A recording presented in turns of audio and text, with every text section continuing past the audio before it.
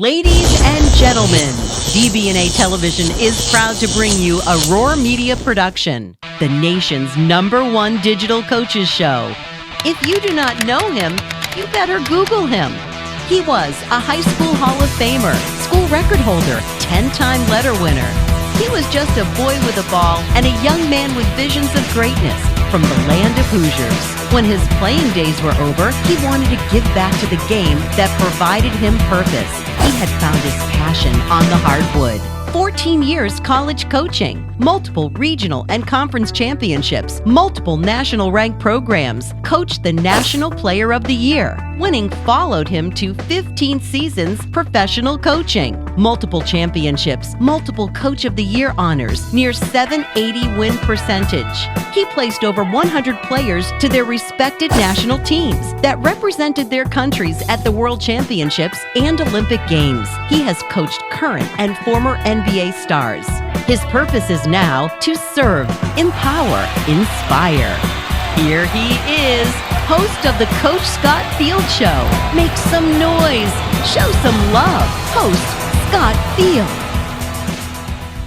All right, everybody, welcome to another edition of the Coach Scott Field Show. So good morning, good afternoon, or good evening. No matter where you're watching us from around the globe, I got to thank you for tuning in to another edition of the Coach Scott Field Show. That's right. It's time to lace them up. And this is where I put sexy in sports talk. There you go, Smarty. How about that? Love that, man. Love it. So I'm honored to be in your living rooms, whether you're watching on your TV with Roku or Amazon Fire. Also very grateful if you're just cruising down the road listening to a podcast. Turn that volume up and let us put that flavor in your ear. Here we are. Don't forget to send your comments. Don't forget to send questions, your emoji reactions, and to share this conversation with this IU legend, Mr. Keith Smart. Matter of fact, I've got someone here real quick, Keith, as we're starting this interview. Look at here. Ah, look at there. Look at there. The wife has to come in and say hello.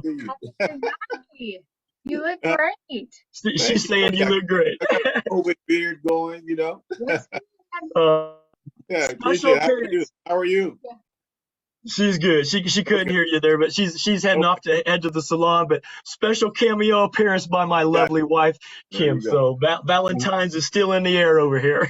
That's great. Keep going. Keep going.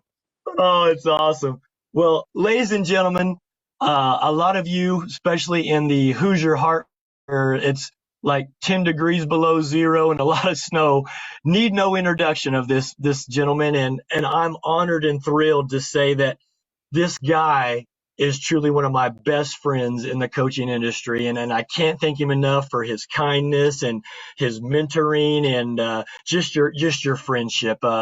Standing individual, beautiful wife, and lovely kids. So we share that in common, my man. Yeah, appreciate you, man. Appreciate that our relationship and friendship that have grown over the years, you know, and all of our stories kind of parallel with each other, you know, in our coaching treks around the world and things like that. And so, and having a fond love for basketball, but more importantly, we both have a fond love.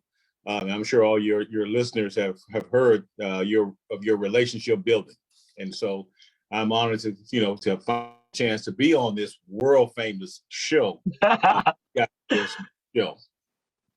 Well, we're lucky to have you, and it's guests like yourself who, so selflessly give of your time for our show and for our viewers.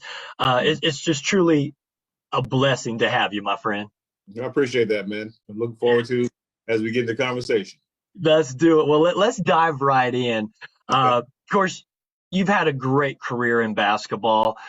You big time at Garden City. You go to Indiana University. You win, and most known for shot.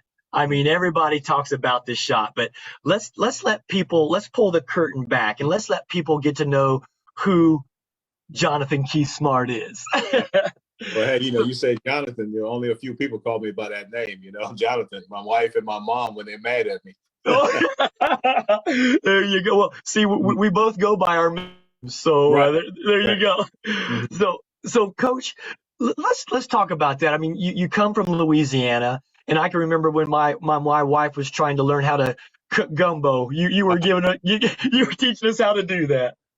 Yeah. Well, I never thought that I would have an opportunity to play basketball. I didn't grow up playing basketball from a standpoint of the AAU programs, things like that when we were coming up, but never had that thought down the road that, okay, let's go to school to play basketball, go to college to play basketball, and even go farther. The whole thing for me growing up in Louisiana was, hey, you go to school, you finish high school, you go to get a job, because there was no one that I saw in my family that had gone to college. So I didn't see that picture of that to what was next. And I always played basketball, played my freshman year. I started playing basketball in the 6th grade. And I played there, and then I went on to middle school and started playing basketball in middle school. And then the coach at the middle school saw me playing and said, you should transfer to this school, McKinley High School. And I transferred to McKinley High School, not thinking of me playing basketball. I was a small kid, very small kid, and I started playing. And then I got to McKinley Senior High School and played on a basketball team, played on the JV basketball team. But then when I got to the varsity team, I got cut from the team my junior year, and got cut from that. And they went on that year to win the state championship. And I said, if I ever make a team again, I'll never quit, because I missed out on the state championship, And my senior year came back, played well in the summer program, and went off to my senior year, 3rd game of the season. I broke my wrist. And that was the end of my basketball career. The season was over.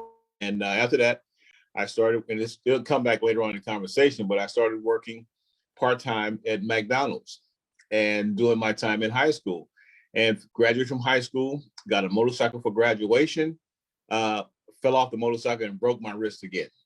Oh. One opportunity, my high school coach knew William Penn College, and he called him and said, hey, here's an opportunity. Got a young man here. How about him coming there? So an opportunity to go to William Penn to play basketball, and I'm playing pickup. I break my wrist a 3rd time. Oh my goodness. So that was it after that. Then I started working at McDonald's full time, but still playing basketball in my off time once I got healed up and everything. And I'm playing this place called a Sports Academy. And a guy named Lester Roberts, who ran this program, he was from New York City, ran the program. And a guy named Leroy Hinton came up to me on the floor. And these things are all coming back freshly. Wow. Floor and said, hey, Mr. Roberts wants to see you. Now, when you got called into Mr. Roberts' office, it was something that had been done that maybe you had gotten into trouble somewhere. And so I go into his office, and he looks at me. I had a white T-shirt on, and he looks at me. He said, asked me how I was doing. I said, fine. And I'm nervous in his office, and he said, don't you see what's on your T-shirt? And I'm looking on my T-shirt, and I'm like, well, what's on my T-shirt? It's dirty, but I don't see anything. It's a plain white T-shirt. He said, you have it on that shirt. Don't you see the words can't miss? And I go, can't miss? What do you mean? He said, you can't miss. He said, and that next question was, how would you like to go to college with an opportunity to play basketball also? And at that moment, I just said, yes. I had no idea where I was going, how I was going to get there, how I was going to pay for it. I just said yes at that moment. And at that time, he started contacting different schools, and he had coached at Garden City Community College. And that's how I got to Garden City Community College, but not as a basketball player when I first started. So I simply went to Garden City as a student. My best friend was going to school there already. I simply just went there as a student. The end of that semester, they had an open tryout. And I got a chance to play in that open tryout and had 40 points in that tryout. Wow. I got offered a scholarship the next year and started playing, and that's how my career started.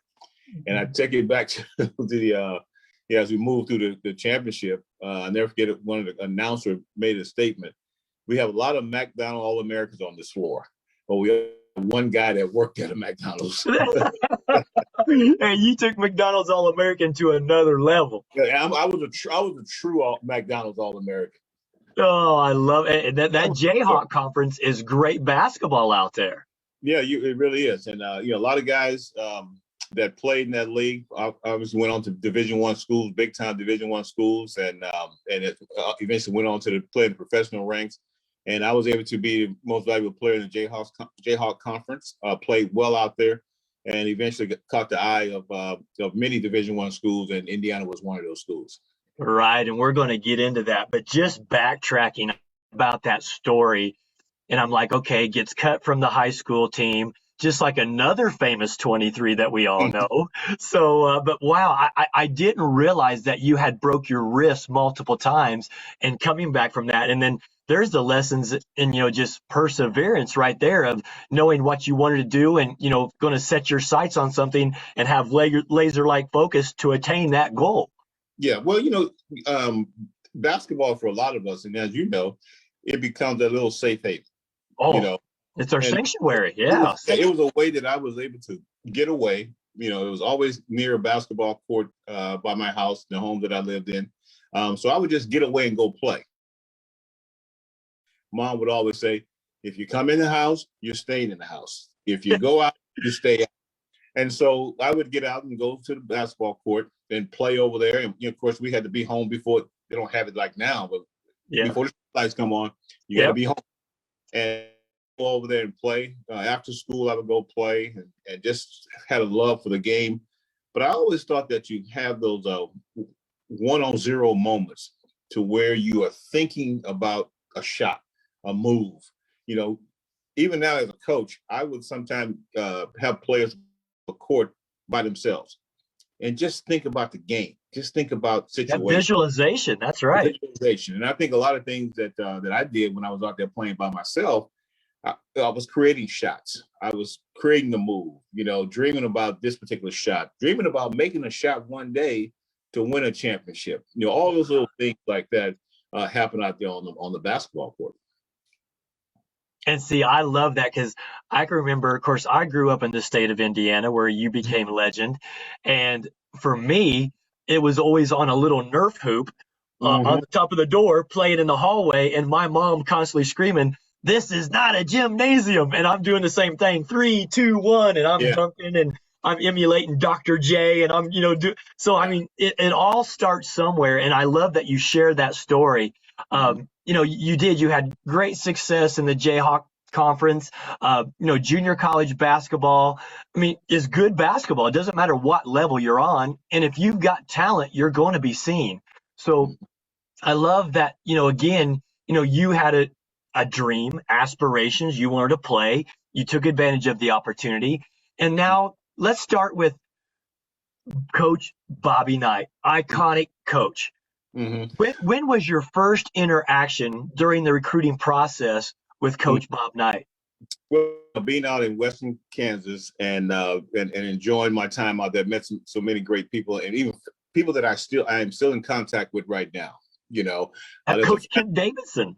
Coach Ken Davidson, he's like a father figure to me. Oh, great guy. Another family out there, the Hileys, Don and Barb Hiley. We had these host families, and every Sunday the family would call for us to come over to have dinner. I still joke with them about, hey, I'll call them on a Sunday and say, hey, do you have that chicken, the corn and rice? Remove. I still talk to them, and so when I started playing well, was getting recruited by KU, Kansas. Yeah. And, Larry Brown was coaching out there at that time. And then eventually some other schools started to take a look at me.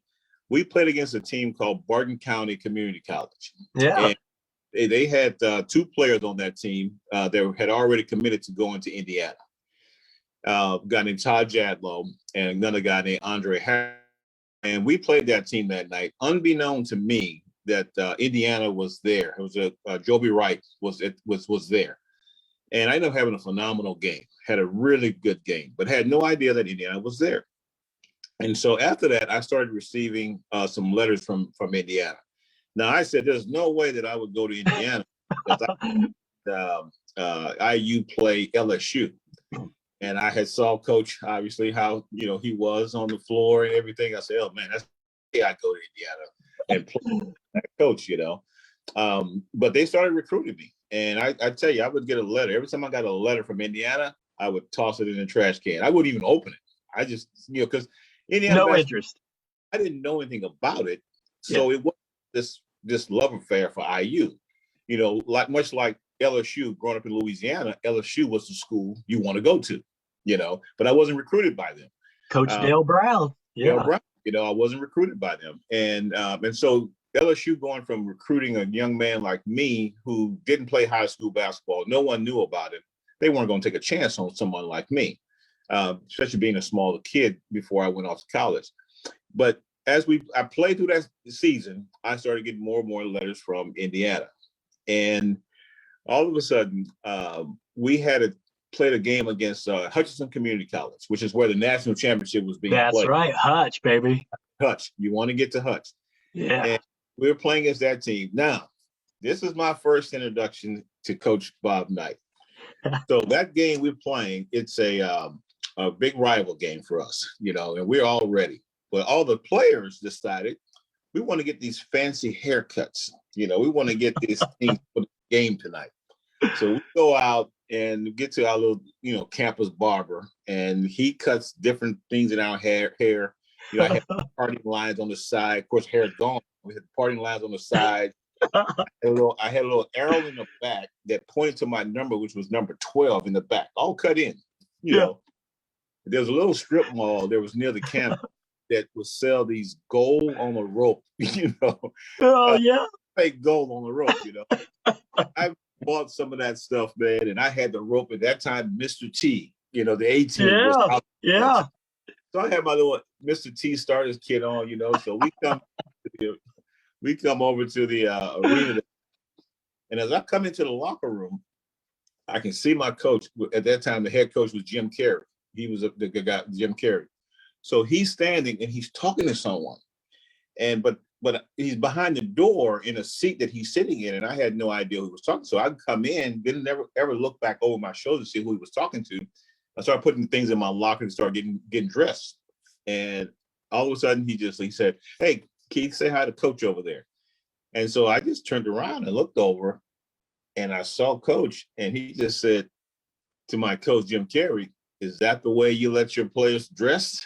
You know? I looked at him like, oh my goodness, you know. Then he saw the gold chains and just looked at me. And that was about the end of the conversation. Went out, played, had a good game there. And when Coach Knight showed up at Garden City Community College, a little small gym, every coach started coming out there. And so there were so many Division I coaches coming to watch myself play. Another guy named TJ Ingram from Chicago, watch him play. And then after that, it came down to Indiana inviting me for a visit. So I hadn't had a conversation with Coach Knight. We didn't talk that time that I saw him there, but only I remember those words. Is that how you let your players? Which became a signal because there was a special way of how Indiana basketball players supposed to carry himself, look. That's right. You know, and so that the profile did not fit how I was looking, you know. Yeah. Come on, it's the mid '80s. It's a Kid and Play, the high top Philly. You know, and so after that period, I got recruited and got the invite to come visit several schools. You got 5 visits to go to, and my 5 at that time, Indiana was going to be one of, Kansas the other. North Carolina State was a school that I always wanted to go to. When I first saw that team play, I wanted to go to that school. But then they had they had that tartan surface. And we had played. I had played on that before, and when I heard that they had that type of floor, I didn't want to play on that floor, and so I didn't visit them. And then Arkansas, and then Georgetown was another school at that. And so those are my schools. But I visited Kansas, KU, and I never forget going up to visit KU, talking with Larry Brown. I said, because rumors had him that he was going to be leaving to go to the NBA. And I said, "Coach, are you going to be here?" He said, "Well, I'm not saying I won't, but I'm," and, you know, so he wouldn't give me a definitive answer. And so he had Which was your answer? Yeah, he had a wall on that he had called the Wall of Fame. And so he had a lot of people sign that wall. So he wanted me to sign it. So he signed it and said, "Will you come to Kansas? Will you come to KU?" And I wrote my name on this board on the wall. And I also put a question mark, you know, and went from there. And then my next visit was Arkansas. And Nolan Richardson was the coach at that time. That's And right. got the second year in the job there, and he thought that I could fit his team. And but he just said, I said I have one more visit that I'm going to go to. I won't go to the but I have one more visit. And Arkansas wanted me to come on the weekend so I can see the game on the weekend, to see that pageantry of what the arena. Yeah, 40 minutes of hell, baby. Exactly, but I had already scheduled that I was going to see them on a Thursday. I think it was a Tuesday, be there for my 2 days, and then fly over to Indiana to the weekend game there. And then when I told him that, he said, okay, you want to go to Indiana? You can't play in the Big Ten. You'll never survive in the Big Ten. And I'm thinking, wait a minute, you want me to come here to Arkansas? You don't think I can play in the Big Ten, but I can play here? So I knew Arkansas wasn't going to be a place for me to play. And then I took my visit to Indiana. And once I was there, they had a game. And I never forget walking onto the Assembly Hall's floor with Coach Knight. Finally, him talking to me. Nicest guy in the world. I said, man, everything people said about this man, I don't understand it, And so I'm being recruited now. So as I'm on the floor, he looks up in the back, as you see the banners in the back swaying. And he said, we got a center coming out from California, and we think he's going to make a really nice fit with our basketball team. And if we can get you here as a guard, you can fit pretty well with a guy we have here already, in Steve Alford. And you guys can form a pretty nice backcourt playing with each other. And he said, and I think if you come here, we have a chance to go after a national championship. Now, a lot of coaches have said that, and, but I didn't, I didn't took it with a grain of salt. But you come here, we can go do this. No coach ever said a national championship. They said a conference championship, or, their conference, but he said national championship. And so I watched the game. I went to the team breakfast, watched them eat prior to them going through their walkthrough on the floor. And I had the breakfast, saw how they interact with each other. But I knew then it was mounting that I was going to be going to Indiana. And I watched the game, watched the fans, the interaction with the fans in the stands. And they won the game that day. And I looked at it, I said, I think this is the place. Wow. And we finished the game. And then my time was, they had an afternoon game. And so they were taking me back to Indianapolis to fly out. And Coach Knight drove me back with a couple other assistants. And they said, this has never happened. He has never driven a kid on his visit back to the airport. Wow. And he was sharing with me how he thought it was important that I come to Indiana. And when I got back to school, I told Kent Davidson and Jim Carey, I said, I think I'm going to go to Indiana. And then I called them up and we said that we're going to go here. And that was it. Wow. Great story. And, growing up in Indiana, I just think of, just that tradition, the culture that Coach Knight always had. And so, he's picking on you for having, a number in your head and a gold chain, but then you're going to be wearing those candy stripe warm-up pants, baby. And pretty short shorts, Oh, yeah. All those things, Oh, that's great. That's what you saw. You saw the tradition. You saw former players. Yes. Back for those games, what they were doing in life, and that's something that Coach always preached at Indiana. Sure, you want to do things in the immediate future. What's going to be doing next year? What are you going to be doing this following year? He said, but I want it to be 25 and 30 years from now. He's projecting, I want to see what you're doing 25, 30 years from now.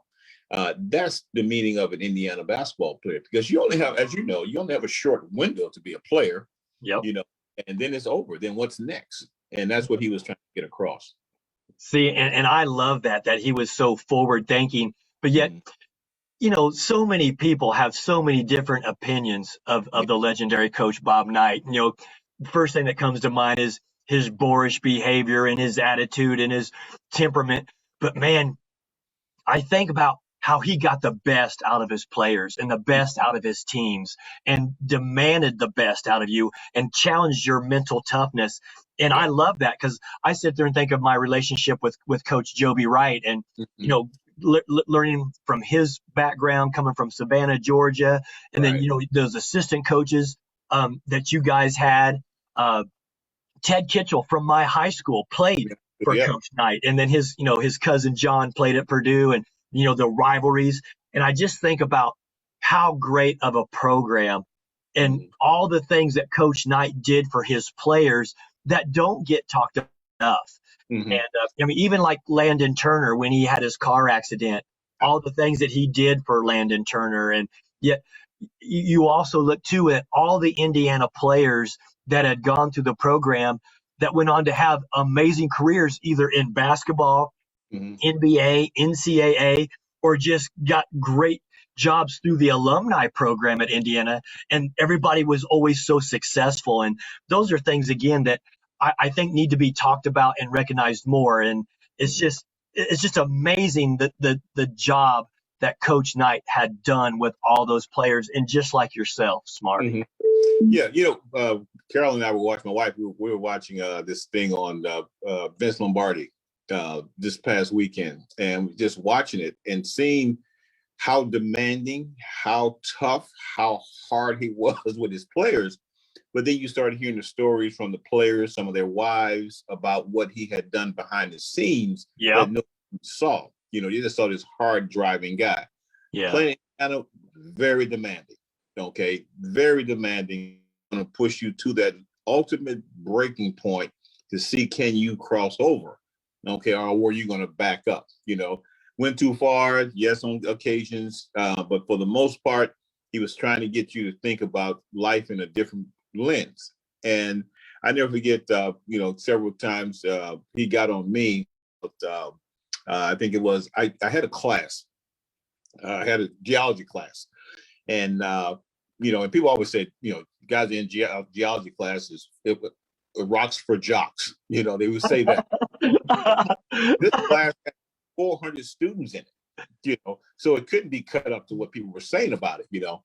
And so as I'm in this, getting ready for the class to start, there's a grad AD comes in, a young assistant comes in, passes a note to the professor,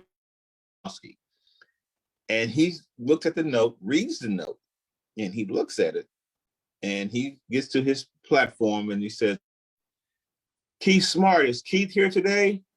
And I kind of, in the middle of the 400 students, I raised my hand and I go, "Yes, I'm here." He said, "Well, Coach Knight wants to see you as soon as you finish your final class today." Oh, so this is my good thing you was in class. I'm in class. Oh, exactly.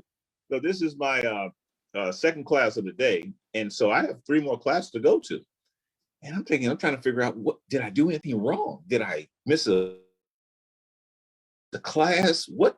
So the whole day I'm thinking about this. What I did. And so finally, I finished my last class. I go over to the assembly hall and I go to Coach's office and I said, "Coach, you wanted to see me?" He said, "Yes." "You get my note, my message?" I said, "Yes." He said, "I just want you to know I'm paying attention to everything you're doing." Oh. And I was like, wow, you know, what if I was not? So I knew I was not going to be missing class. For the national championship, we finished the game, and obviously Coach said, "Hey, you guys go out and have fun, do whatever you're going to do." And we on the plane flying back the next day. He said, "Now, if any of you," we had the big welcome back to the school parade there. He said, "If any of you have class tonight, I want you in those classes." Because some of us still had some night. I have 2 night classes also. He said, if you have classes, I want you guys in those classes. So we just had the introduction back to the team, you know, to the fans there. Yeah, back to the campus. Yeah. Campus, you know. And then we finished that, and then we had to go to class. Wow. You know? So that's kind of where he was. You know, I had my youngest son, my oldest son came a little early. He was in the hospital, and we were in the hospital with him, Andre. And Coach called and my wife every day in there. You know, we lost our in a fire in Bloomington. We had a place out there while I was still playing, and lost everything. I mean, we only had our clothes on our backs, my wife and I and my young son. That's all we had. And coach said, hey, if you guys need a place to stay, I have a house here that's not being used. You guys can go stay over there. From college down for, I think it was probably 7 years at that time. And he still thought that, we can stay in a place. He was looking out for us that way. But my in-laws, awesome. so we stayed there, so all those little things like that, there's so many more of them. Oh, yeah. Of the man. And again, it goes back to that first conversation. It's not about what you're doing 5 years from now. It's what you're doing 10, 15, 20, and 30 years from now. Wow. That's just great story. Love hearing those things, because again, those kind of things aren't publicized enough about what a great man and how good he was to his people. Yeah. It took a special person, and Bobby Knight would tell you that before you're coming there. Hey, he's only going to recruit, certain kind of people that have got that toughness, who, he can push and challenge and hold accountable and, teach you that mental toughness that's going to prepare you with those life lessons for the rest of your life. But, if you were able to withstand, being in a Bobby Knight program, you were prepared for life. Yeah, because people always say, I thought my high school coach that I played for, a guy named Teddy Brown, was very demanding. We practiced at 6 a.m, very demanding. That's like a John Chaney right there, who may rest in peace. My junior college coach, and Jim Carey, was very demanding. So at that time, coached. Yeah. You assume and thought, and so when I got to Coach Knight, I never forget Daryl Thomas, my teammate. He said, "Let me tell you, brother, you have never experienced someone like this guy." But now, my junior college coach, Jim Carey, was also a psychology teacher. Okay. And so he shared with me one day. He said, you should take a couple of these courses, these psychology classes, And I said, okay. He said, because I don't know if you mentally deal with things as you move into life, later in life. And so I started taking a few of those classes, and I started to get into sports psychology. And it was a thing called psychology of coaching, one of the courses that I had. And I got into that, never ever thinking that I would ever down the road be coaching. But I think a lot of that helped me mentally focus on what I need to get done as I was playing in an environment that was so demanding. When you get to those environments that they're thinking about championships, companies that are thinking about becoming globally and great, there is a push on those programs that are thinking about nothing but championships and being the best companies in the world. That's right. And they need to find people that can function in those environments. They have to find players that they can function. That's why the DNA of a player that perhaps at that time went to Indiana, they were looking for a prototype of player that can play there, that can handle it, that can deal with that. Because once you got to the games, we always said the practices, not the Allen Iverson deal of practice. We're talking about practice. Oh man, practice was so demanding that you couldn't wait for a game. That's right. You got to a game and you're like, hey, you guys are in trouble because what we just went through in practice, this game is a piece of cake. And that's what he was trying to get across to us. And we were able to handle that. We had a drill, denial drill that, the pass is trying to be made to the wing entry, and you had to deny that pass. And of course, I had a coach, Ron Fellings, who would always, make sure I couldn't, the guy would make the catch on the ball. He would give a fake one way, and I would anticipate that way, and the guy gets open. And of course, coach would see that every time and yell, "Smart." When you hear that name, it wasn't Keith, it was Smart. Yeah. And you would hear that name, oh, shucks, I did something. And, here it goes. I never forget Assembly Hall, and on the stairs. I must have ran those stairs thousands of times. I had a thing that I would say, and we all say it, I would, you play, you make a mistake, and you would say, my bad or my fault, right? And coach would always say, we know it's your fault. Everyone in this damn building knows it's your fault. If I hear you say my fault or my bad again, I'm going to run you on those stairs until you fall out, right? Oh. And right as we concluded that conversation, I said, my fault, coach. And right then, he said, get on those stairs. And I went up to run those things, man. And I went back there several years ago, man. And I walked up there and I looked, I said, my goodness, this is pretty far from the floor. And I was telling my wife, I was like, I used to run these stairs all the time. You know? It was those little things there that helped prepare me and prepare me for things that I faced later on in life. And Coach always said, no one's going to pat you on the back in the future to tell you great job, to tell you, oh, you did a wonderful job today. You have to know that you did a great job today. You're going to have to take care of your family and things like that. And no one's going to say to you, oh, I really appreciate the fact that you put food on the table, gave us an opportunity to go to college, allowed me the freedom to go to a movie theater, you know, or you help a family and they're going to call you every single day. Thank you so much. No, you're going to have to know that you did all the right things to help that person and then also help your family, help yourself based on that teaching from a long time ago. We all went back a little bit later on, which finally coming back to Bloomington. Right. Yeah, we're going to get into that. Yeah, and you can tell that group of all the former players. I mean, we got players from every era of Coach Knight that's there. And we're back in the little holding room before we came out on the floor.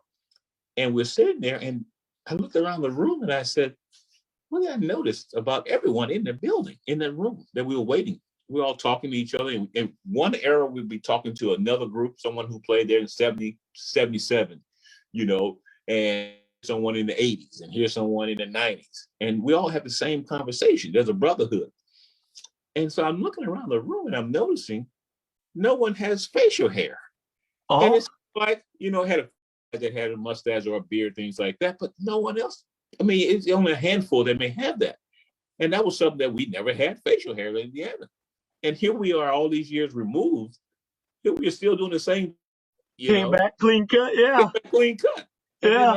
The other part of that was Isaiah Thomas was in the, we were all in the hallway getting ready to come out on, and we're sitting there, and another player, Stu Robinson. And you know how you have a jacket on, some jeans, and your shirt not tucked in your pants. It's out. You know, it's a style today. Yeah. And so Isaiah comes by and he says, Stu, look at you. And everyone's looking like, what's the deal? He said, you're the only one with your shirt not tucked in, you know? And we are 50 years old and 55 and all these guys still policing each other, you know? Yeah. That's the beauty of it. You know? That's the beauty of it. It was so ingrained, yeah. You know, see, I love it, Smarty, just the fact, and I want to dive more into that reunion of night at Assembly Hall here in a minute. But again, just hearing these stories and how he prepared you, I think is great. And I think back too, because my degree is also in psychology, and I think about how much I've used that throughout my coaching career and how it's helped prepare me. But you know, when did you meet your wife, Carol? Did you meet her at IU or prior to IU? No, we met at IU. We met we met my senior year, and at that time, you know, we weren't supposed to go out to the bars to, you know, have like a regular college student. You know, we weren't doing right. Once we got in season, you know, coach didn't want us going out, hanging out, you know, stuff like that. And so that's something I was not doing. I wasn't going out to those places once the season started. And so one night, man, a couple guys, a friend of mine, one of my teammates, he calls me and he says, you know, we had a little room in my dorm, you know, we had the phone. So I answer the phone. He goes, hey, man, what are you doing? And it was a Saturday night. I said, man, I'm in my room, man. He goes, you got to come out, man. I said, man, we're not supposed to be out. He said, no, man, you better come out here, man. We're seniors, man. You better come out here, man. We hang out having a good time. This is our senior year. I managed to do it. I put on some clothes and walked across campus down to Kirkwood and went to this one little place that everyone went to. And so I go in there, I see half the team in there already, you know. What is going on here? And so the one teammate of mine, he's a friend of the girl that he knew was good friends with Carol. And so he said, hey man, my girlfriend here has a friend that I would like, she wants you to meet her. And I was like, man, look, I'm not going to be in that long, man. I'm getting ready. I'm just in here. I'm going to get out of here, man, because I don't feel comfortable. If coach finds out that I'm out here, man, I'm in. There's that fear. There's that fear. And then so Carol at that time was on the floor dancing, and she finished up dancing and came back over to the table where her friends were all sitting. And my friend goes, Mark was named Mark Robinson. He said, "Hey man, that's the girl right there." And we introduced me to her. We started talking. Somehow someone came up to me and asked me a question, and I said, he said, "Who is this?" And I just said, "This is my girlfriend." Oh. You know, and from there we hit it off, man. And we hit it off, and started dating then. And now her dad, my father-in-law, teaches at IU. Okay. He's a law professor there. He's retired, but he still teaches. Yeah. And but he teaches taxation at the law school. And so I called Carol after that time we met that night, and the next weekend I called her house, and so I called the house, and Dad, Mr. Popkin, answered the phone. I said, "Yes, this is Keith Smart. I'm calling for Carol." And he, of course, being at IU all these years, he's a big basketball fan as well. So he goes, "Wait a minute." So he calls Carol to the phone. He said, "This is Keith Smart. What is he doing calling for you?" Oh, good. And we hit it off, man. And ever since, from 1988, and Carol at that time had just come back to IU. So she wasn't there during the 87, caught up in all what had happened. So she wasn't into just Keith Smart, the basketball player, and all that stuff. She was like, "Oh, he did that? Oh, I don't know about that kind of stuff," Yeah, right. Then ever since then, we've been together with our family, have grown with 2 kids. See, and that's wonderful. Think of what IU has meant to you. I mean, you meet your wife, you have, Jared and Andre. Right. Wow. You're known for the shot. And I mean, we got to get into that too, but great story. And I've got to meet Carol a handful of times, and she's just a wonderful woman. And Smarty, let's be honest, you and I, we both overachieved. Oh yeah. When they were with the wood bats, we were hitting with concrete bats. For sure. Oh, that's awesome. Yeah. As you said, we both bought over our pay grade. I'll tell you, big time. Right. I love it. But she's just an outstanding person, and brings out the best versions of us off the floor. And to have that stability, and to have that person with us through our travels and our journeys. It's not an easy life as a coach. You're going from city to city and moving the family and changing schools, and to have that support system. We're blessed and fortunate. So Carol, if you're watching this, shout out to you, and hopefully when this COVID stuff calms down, we'll all be able to get together and go to dinner. For sure.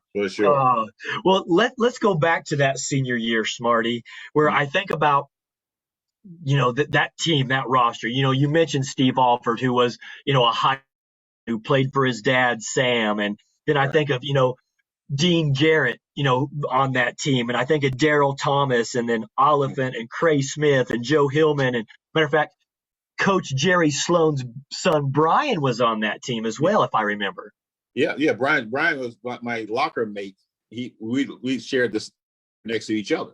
Okay. And so we had a nice relationship of growth with each other because we were close right there. I was close with other players on the team. Sure. But because we would always sit right next to each other, and he really helped me out a great deal. And then later on, as you know, Coach Sloan, I got to know Coach Sloan pretty much through his son. But the fact Brian was right there. Even Brian and I went out for a Halloween costume party one time dressed as cavemen, and we had on these little outfits these young ladies had made for us that we wore. But yeah, Brian was my teammate there, and our group got along extremely well with each other. Daryl Thomas was the anchor in my life, and also in Dean Garrett's life when we first got to campus, along with Rick Calloway. We all lived in pretty much the same dorm area, but that team was so close, and I think that's something that Coach also did. He pushed us so hard to galvanize with each other, so that each one of us could help get ourselves out of the situation by helping the next person. And that's what he did. And a lot of times in certain games that you may be down, but it would be more the coaches were talking to you, but it was more the players that was talking to you about keep your focus, you know. So when I got to Indiana, of course, with Steve Alford, you know, as I made the commitment to go to Indiana, and I heard about this All-American. This guy was an All-American, the best player in the Big Ten. And when I got to Indiana and I saw this kid, I'm thinking, this is the guy? This is what they're talking about? Because, you know, I didn't watch the Indiana games on TV. So I only knew these players through the print, you know, the media or print. I didn't know them by their face, you know, who they were. And so when I finally saw Steve for the first time and watched him in that game and watched him play and how he moved and everything, but as a competitor, you're thinking, oh, I'm better than this guy here, you know. Yeah. And I never forget, we started playing just pickup. Didn't realize once you start playing against the Indiana motion offense, how much you are moving and chasing and getting screened, you know. And these guys are trying to get Alford open, even in pickup basketball. Right. You know? So I learned that. The other part that I learned so much about Alford was his conditioning level, and to be able to move how he did throughout the whole time. So in our conditioning, we would have to go to this soccer field to train. And Alford, and we would run these 55-yard sprinters, 110, and then 220s. And this was pretty much every day getting ready for basketball practice for you know, midnight madness. Preseason conditioning, sure. And we would go through these things. And I just looked at this guy. I could never beat him in the 55s. You know, you think my speed that I had, I could beat him. But we had already run 2.5 miles to get to the training facility, to get over to the practice field where we train at, the soccer field. So he already had a tank of energy already that I didn't know about. So 2 miles, 2.5 miles to get there. We got on the track, and as soon as we got on the track, we started running. And so the first 55, okay, I'm all right. I got him. Second one, third. And that particular day, Tim Garl, the trainer who's still there. He would say, here are the numbers. So we're going to do 6 55s, 8 110s, 6 220s. Or the number may be on, depending on how he felt that day. He would say, we're doing 12, 12, 12, you know. And so those numbers and trying to run like that, I had a healthy respect for the level of conditioning that this guy was in and all the other guys that they were in. Because when you first looked at them, you saw players that you thought they go to Indiana, but when you saw them get together as a team, you saw why they were at Indiana. And so I knew from a very young age as a coach how important conditioning is, because once you are conditioned to play a certain, you no longer have to worry about being tired. You don't think about being tired. It's just the talent of the other team that beats you. It's not because of your lack of conditioning. And I knew that was very important. You know, with being at Indiana, but that's being around those type of players and seeing how coaches' approach was and how these players self-police themselves with that. But those are the teammates. Today, from time to time, I'll start a text chain. You know, I may text several guys, and before you know it, all of us are on the text for about 3 days. That's different things, you know. But again, that's because of the relationship that coach was trying to push us to have 20 years later from your playing days. That's awesome. And, you know, you think about the stories that you're telling, that work ethic that you guys had, about Steve Alford's stamina and what you call a motor now, which is now considered a skill set to be able to work that hard. But beautiful story. You know, you talked about, you know, Daryl Thomas, and I think about the importance of Daryl Thomas because I'm thinking back to, you know, you hitting that shot to win the championship. And I'm thinking back in my mind how smart Daryl Thomas was when he caught the ball against that, you know, before you had that shot, just that simple pump fake to create the space to pass back out to you, where you took that one dribble pull up from the baseline, which is now known as the shot.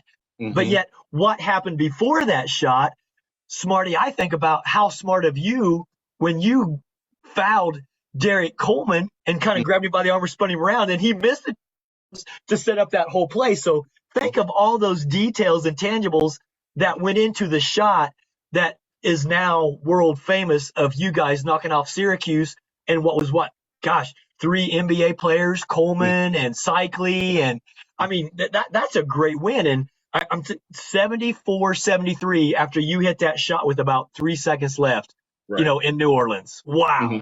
Yeah. Well, Scott, the pump fake that Daryl had, it was drill work, drill, pump fake, pump fake, pump fake. Don't have a shot, move it. Yep. Looking down with Joby Wright, working with he and Daryl Thomas, he and Dean Garrett and Matt Filkowski and Brian Sloan, all the big guys, and they're going to the basket, pump fake, don't have anything, pass it out. And that was one of those moments. You look at fouling, going for the ball to foul a player rather than wrapping them up and being an intentional foul, and maybe they get the ball back. All that was detailed drills. So those moments, everything came back without someone coaching you. It was because you had been trained in a tough environment. So now you're in a basketball environment playing, and these things like automatic. They were automatic, to the point where I made a pass to Daryl Thomas. At least I thought where he was going to go. I made that pass to him. Well, he got held up. And I made that pass, and the ball sailed out of bounds. He didn't get to it, and it was a turnover. And right away, I saw Joe Hillman run to the table, and I knew he was coming in for me. And so I'm out of the game. But as I'm sitting down, obviously Joby Wright came to talk to me and said, "Hey, game, you're gonna be okay." But then again, it goes back to those players, my teammates. Hey, keep your head in the game, man. You're gonna get back in. You got to stay focused. And as I'm watching it go on, I'm thinking, okay, man, I'm probably done. I'm not playing this game, probably back in. But eventually he called me and said to me to get back into the game. He said, "Do you want to go back in and play?" And I said, "Yeah." And I tell people this story. I said, when coach pulled me back up to the table to go play, he said, "I'm giving you 2 minutes, 2 minutes to go in there and do something. And if you haven't done anything in 2 minutes, then I can't keep you in the game." Wow. So he said, "If I take you out for the 2 minutes, right? And if I don't put you back in, I don't know what you're going to be doing at Indiana." That's all the motivation you needed. See, so everybody thinking I was playing in that game to win the championship. No, man, I was playing that game to keep my scholarship, wasn't coming back out. Game again, and wow. Went in, and it was a moment to where I was always kind of the player in that group that when things were not working, Steve couldn't get a shot, Daryl Thomas struggling, Dean couldn't get a shot, Rick Calloway or whoever else, Steve Al, it was my turn now to make a play, and that's kind of how that game went. But during that stretch prior to us getting even to the tournament, we had a couple games against Northwestern, Wisconsin, Minnesota, and us being the top 1 or 2 teams in the country at that time. And that time, those teams were kind of like in that bottom level, and we didn't dominate those teams. Those teams always played us great, but Daryl Thomas carried us through those moments. We lose 1 or 2 of those games, not starting off the tournament at Indiana. And you know what, Smarty? If my memory serves me correctly, I remember you guys were at Northwestern, not playing very well. Daryl Thomas was kind of the glue that kind of got you to that win. And I can remember Bobby Knight on like THR. And I mean, here I am, a few years younger than you, but I remember all those press conferences and interviews with Coach Knight. And he's like, "Oh, we're terrible. We have no chance." And I'm sure that's what he's telling to the press, but probably to you guys, hey, if we work hard, we got a chance to win this national championship. I mean, is that true or is that just a guess? No, that's exactly true, because the saying to the outside world was that we're not a good basketball team. Right. That I don't know if this team has it in them to win a national championship game, to be a championship team. But inside, he was saying, we have to do these things here because we have a chance. He said that in my thinking the day I got recruited there, that we're trying to win a national championship. Right. So what he was saying on the inside was completely different what he was saying outside. Right. On the outside, he was just, so if we did slip up a little bit, then he was a genius because he told us he wasn't. But the method to his madness was to lower the expectations out in the public eye, but yet to tell you guys to build your confidence. Hey, I believe in you and we can do this if we galvanize, have the chemistry, and execute. I mean, again, that's just brilliant because, again, there was always a method to Coach Knight's madness, and that's just one little example of what he's preparing you guys for. Because think about it. Father Time is undefeated. No one stops the clock, but the great ones know how to down. And your guys' mindsets with how he would challenge you mentally and physically every day, that's what slowed that clock down for you guys to be able to properly execute, for you to take that one dribble pull up, knock it down, boom, the shot. And you beat Jim Boeheim in Syracuse. Well, you see, he said that he knew what his team was. He got the two players that he thought could help him win the national championship. Myself, Dean Garrett. Now, had that come true, no one knows. I'm assuming that if we get these two players, it fits what we already have. Yep. His philosophy and his style of play. Yeah. It will fit what we have. And they also will be able to bring something out that we don't have anyone on our roster that can do these things. Okay. You didn't have a shot blocker like Dean Garrett or a rebounder like Dean Garrett, a guy to play with some toughness. We didn't have him yet. When Dean had it, that's what he brought. Earl Thomas had actually beefed up to play center the year before we got there. Yeah, so a little bit undersized. Yeah. Made a 6'7". They made him gain weight to play center in the Big Ten. That's how bruising guys. Yeah. Well, then we get Dean, and now Daryl now has to go the other way. He has to now lose all this weight. A poor thing, man. You had to go through all of that. What the coach did, he set the tone because we were in before the season started, we were in the locker room, and he said to the team, he said, Daryl Thomas, Steve Alford, and Todd Meyer, you three will be the first group of seniors to graduate from here and not win a Big Ten championship.